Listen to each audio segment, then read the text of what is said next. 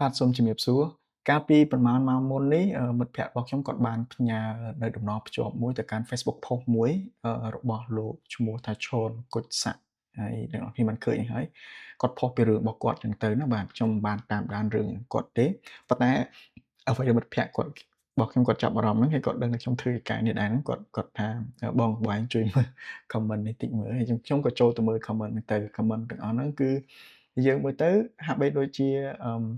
មិនមែនជាមនុស្សដែលចូលទៅ comment ទេណាហាក់បីដូចជាមានម៉ាស៊ីនឬក៏មាននរណាម្នាក់ចាត់ចែងឲ្យមកគណនីទាំងអស់ហ្នឹងចូលទៅ comment អញ្ចឹងទៅណាពាក្យដដែលៗអញ្ចឹងទៅហើយ comment ទាំងអស់ហ្នឹងតែពិតអ្នកនរគ្នាបានធ្លាប់បានឃើញរួចមកហើយនៅអាស៊ីសេរីនៅ The Cambodia Daily ឬក៏ VOD អញ្ចឹងទៅណាបាទឬនៅកន្លែងផ្សេងៗទៀតហើយមានអ្នកខ្លះក៏បានដឹងដែរចូលទៅ comment ថាអូខ្មោចមកទៀតហើយ comment AI comment bot អីមកទៀតហើយបាទនៅក្នុងវីដេអូនេះខ្ញុំនឹងdownload comment ទាំងអស់នោះហើយយើងទៅពិនិត្យមើលបងប្អូនគ្នាថាតើ comment ទាំងអស់នោះវាជាន់ភាពបែបម៉េចហើយគណនីទាំងអស់នោះតែទំនងជាត្រូវបានគេគ្រប់គ្រងហើយឲ្យចែកម្លែកទៅលើ comment ទៅលើ post ណាដែលគេមិនចូលចិត្តនោះដែរទេហើយនេះដែលខ្ញុំចាត់ទុកថាហៅថាភាសាអង់គ្លេសហៅថា public manipulation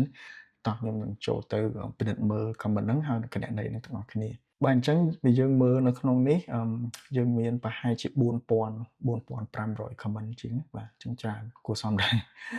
4000 comment ជាងប្រហែលជា10ម៉ោងផុសបាន10ម៉ោងគាត់បាន4000 comment ជាងអញ្ចឹងយើងទៅមើល comment ខ្ញុំបានទាញ comment ហ្នឹងទាំងអស់មកប្រហែលជាខ្ញុំគិតថាប្រហែលជា4000ជាងនឹងដូចគ្នាដែរបាទ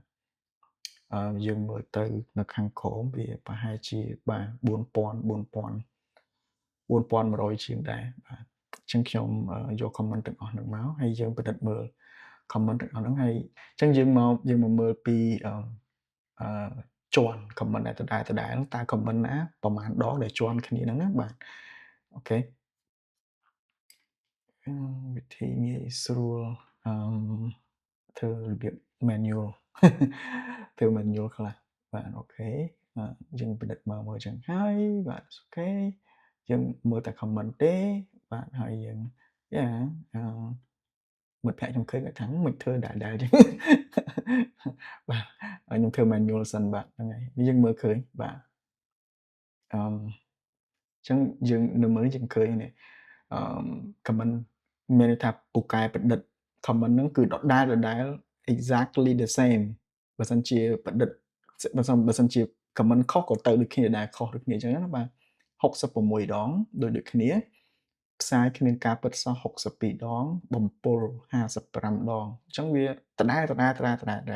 ញ្ចឹងបាទអញ្ចឹងចង់ថាតើ ហើយមិនមែនមនុស្សមិនមែនមួយគណនីទៅ comment ហ្នឹងវាអាចទៅច្រើនគណនីណាទៅ comment ហ្នឹងអញ្ចឹងយើងមើលយើងដាក់ user ID មកមួយទៀតដើម្បីយើងដឹងថាអូខេថាតើអ្នកណា comment ខ្លះបាទនេះគឺជា ID អញ្ចឹង Facebook វាមាន Facebook ID ហ្នឹងគឺតំណាងឲ្យគណនីយើងមួយម្នាក់មួយគណនីមានតែ ID តែមួយទេអត់មានច្រើនទេបាទអញ្ចឹងយើងមើលទៅបាទអញ្ចឹងឃើញមានច្រើនបាទអញ្ចឹងគណនីហ្នឹងច្រើនបាទអញ្ចឹងប្រហែលសំទោស អូ60ជាង comment ហ្នឹងបាទគឺមាន60ជាងអឺអ្នកដែលទៅ comment ដូចគ្នាដែរអញ្ចឹងយើងមើលយើងថាអ្នកចូល comment គេចេញមតិដូចគ្នាគេមានចិត្តគំនិតដូចគ្នាតាមិនថាគេជា bot មិនថាគេជា account ខ្មោចអញ្ចឹងណាគេមានវាជាសិទ្ធិសេរីភាពចេញមតិរបស់គេតាទប់សិនចាំ plate យើងទៅមើលយើងបានមើល comment ហ្នឹងហើយយើងទៅមើលtime តង់ទៀតបាទអញ្ចឹងនៅក្នុងហ្នឹងអានេះគឺជា time creative time មានន័យថា post ដែលពេលដែលយើង post comment មួយទៅវាគេហៅគេបង្កើតឲ្យមាន time stamp មាន create time comment ហ្នឹងអញ្ចឹងណាបាទអញ្ចឹងខ្ញុំ short យកcomment ម៉ោងអាចខុសបាទម៉ោងអាចខុសពីម៉ោងខ្ញុំនៅថ្ងៃបាទអញ្ចឹងយើងពិនិត្យមើល comment ខ្ញុំដើម្បីឲ្យចង់ដឹងថាតើគណនីឬក៏ comment នោះវា bot ឬមិន bot ឬក៏ការ account ខ្មោចទៅអ្នកនរគ្នាហាមេក៏បានដែរអញ្ចឹងណាបាទអញ្ចឹងយើងទៅមើលថាតើម៉ាត់នីតិ comment បានប្រមាណដងអញ្ចឹងណាបាទអញ្ចឹងយើងចុះមកមើលយើងមើលអានេះម៉ាត់នីតិបាទថ្ងៃហ្នឹងហើយម៉ោង12 20ជាងសន្ទុះម៉ោង12 11នាទីអញ្ចឹងទៅណាបាទអញ្ចឹងអានាទីចុងក្រោយនេះដែលអ្នកនរគ្នាអាចនឹងមើលអញ្ចឹងណាបាទ និយាយថ្ងៃតិច អធ្យាស្រ័យអញ្ចឹងយើងចូលមកមើលមកយើងនឹងឃើញ pattern មួយអ្នកនរគ្នាចាំមើលចាំ plan pattern ហ្នឹងគឺនីតិហ្នឹងគឺវាក្នុងមួយនីតិគឺវាដូចគ្នាទាំងអស់អញ្ចឹងណាបាទនេះឃើញ pattern ហើយបាទនេះឃើញទេបាទអញ្ចឹងបើយើងមើលទៅម៉ោង5 12នាទីអញ្ចឹង12នាទីវាដដែលទាំងអស់អញ្ចឹងណាបាទយើងមើលឃើញទេបាទអញ្ចឹងប្រហែលជាប្រហែលចឹងមួយនាទីហ្នឹងមាន comment រហូតទៅដល់យើងមើលខាងក្រោម22ដង22 comment អញ្ចឹង22 comment ហ្នឹងមានអីខ្លះនេះអញ្ចឹងណាបាទអញ្ចឹង comment ហ្នឹងហើយមើលមនុស្សឃើញឈ្មោះដូចគ្នាបាទឈ្មោះដូចគ្នាខ្លះទៅអញ្ចឹងណាបាទអញ្ចឹងបើសិនជាយើងបានដឹងប៉ុណ្្នឹងឯងតែអញ្ចឹងមួយនាទីអាចតែ22មានតែ22 comment នៅក្នុងមួយនាទីបើសិនជា bot ណាគឺយើងអាចដឹងថាកម្លាំងរបស់ bot ហ្នឹងអាចថា around ប៉ុណ្្នឹងណាបាទ22 comment ក្នុងមួយនាទីប៉ុន្តែវាមិនមែនតែប៉ុណ្្នឹងទេវាចុះទៅទៀតដោយនាទីទី13នេះច្រើនប្រហែលជាប្រហែលមើលទៅ30 comment បាទក្នុងមួយនាទីបាទចូល14នាទីទី14 32អញ្ចឹងវាឡើងទៀតទៅអញ្ចឹងណាបាទអញ្ចឹងមើលប៉ុណ្្នឹងហើយក៏យើងតើយើងដឹងហើយថាតើចូលមនុស្សជុំគ្នាអង្គុយកាន់ទូរស័ព្ទឬក៏នៅលើទូរស័ព្ទលើ laptop ក្នុងពេលតែមួយក្នុងមួយនាទីនាំគ្នា comment បែបអញ្ចឹងអ្នកនរគ្នាគិតថាអ្នកណាគេទាំងខ្លះទៅទនេអង្គុយតែ comment អញ្ចឹងរហូតអញ្ចឹងណាហើយបើយើងមើលការថែបអក្សរទៀតតើម្នាក់អាចថែបបានប៉ុន្មានក្នុងមួយនាទីហ្នឹងអញ្ចឹងយើងទៅមើលតិចទៀតយើងទៅមើលទាំងអស់គ្នាដែរប៉ុន្តែគាត់ថាខ្ញុំបាក់អ្នកនរគ្នាថាវាមើលទៅប៉ុណ្ណេះវាមិនទំនងថាជាមនុស្សដែលទៅទេទៅអង្គុយវាយទៅអង្គុយសរសេរហ្នឹងទេវាមិនអាចទៅរួចទេអញ្ចឹងណាវាអាចថាមានម៉ាស៊ីន automation system ដើម្បីរុញអាហ្នឹងឲ្យទៅអញ្ចឹងទៅណាអញ្ចឹងយើងពិនិត្យមើលសិនថាតើcomment សន្ទុះគណនីទាំងអស់ហ្នឹងមានគាត់ធ្លាប់ទៅ comment នៅកន្លែងផ្សេងអីទៀតអត់អញ្ចឹងណាបាទមានខ្ញុំបានធ្វើនៅការខ្ញុំបាន build នៅ database មួយអញ្ចឹងខ្ញុំ build database តាំងពីឆ្នាំ2024មកហ្នឹងគឺដើម្បីពិនិត្យមើលpattern នៃរឿងហ្នឹងទាំងអស់ហ្នឹងឯងហើយខ្ញុំចង់ដឹងថាតើគណនីណាមួយ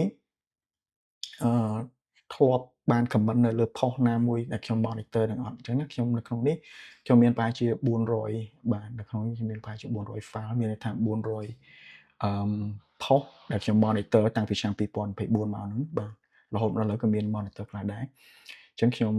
ទៅពិនិត្យមើល post ដែលខ្ញុំមើលមិញហ្នឹងឯងបាទអញ្ចឹងខ្ញុំទៅរកpost comment ហ្នឹងបាទហើយដើម្បីយើងពិនិត្យមើល account តើ account ណាធ្លាប់និយាយនៅ post ណាខ្លះបាទអូខេបាទនេះបាទ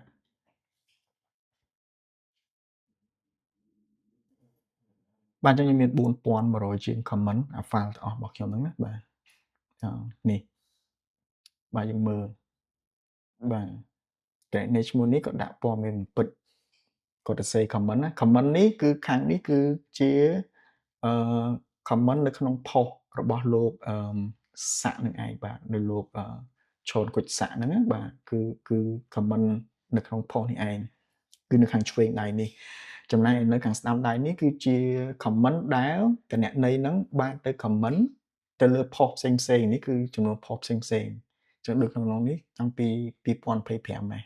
អ្នកដែល comment នេះណាហើយ comment នៅអាស៊ីសេរីហើយគេនិយាយដដែលទេនិយាយរួចតែពីមាត់អីចឹងទៅណាបាទមានដល់ម៉ោងឈ្គួតទៀតហើយអីចឹងទៅបាទអញ្ចឹងមានច្រើនទៀតបាទអញ្ចឹងនេះ comment នេះផ្សាយចាក់រូបផ្សាយអីចឹងណាអញ្ចឹងគាត់ទៅនិយាយនៅក្នុងករណី Funon Canal Funon ហ្នឹងឯងបាទហើយនឹងមានអាស៊ីសេរីអញ្ចឹងទៅគេច្រើនសិតអាស៊ីសេរីកាលណាខ្ញុំ monitor បាទអញ្ចឹងវាមាន pattern នៃអ្នកដែលចូលទៅ comment របស់លោកគុជសាក់ហ្នឹងគឺធ្លាប់ទៅ comment ជាមួយទៅនឹងpost ផ្សេងៗដែរហើយមិនមែនទៅនេះទេ post ខ្លះតាំងពីឆ្នាំ2024មកដែរបាទអញ្ចឹងគឺយូរដែរហើយបាទ អញ្ចឹងដដែលឪពុកបត់ជាតិអញ្ចឹងទៅណាបាទអញ្ចឹងវាមិនមែនតែមានតែមួយហ្នឹងអញ្ចឹងបើយើងមើលទៅមានគណនីច្រើនណាស់ដែលទៅអញ្ចឹងណាបាទមើលដូចគ្នានេះគឺ